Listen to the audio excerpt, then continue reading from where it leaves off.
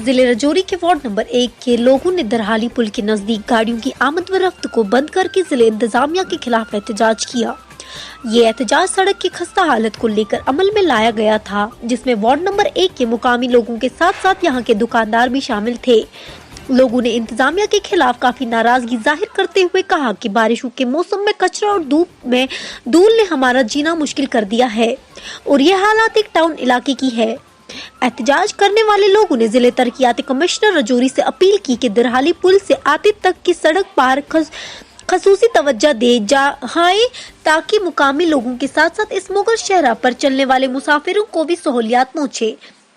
पेश है महकबांडे के साथ राजौरी से जहांगीर खान की ये खास रिपोर्ट। एक साइड जो आर्मी की रोड बनाई है वो बेसिकली रोड यहाँ से आगे जो पीर पंजाल है वहाँ तक ये कंक्रीट रोड थी, ठीक है।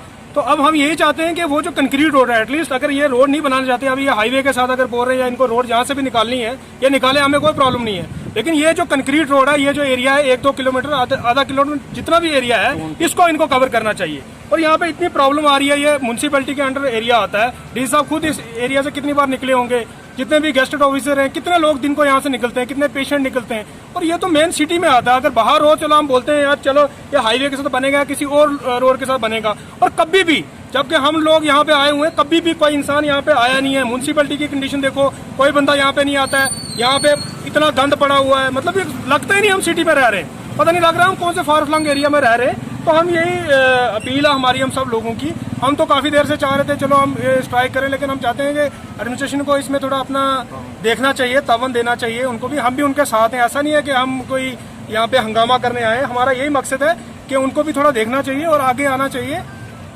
और ये रोड बनानी चाहिए, ठीक है।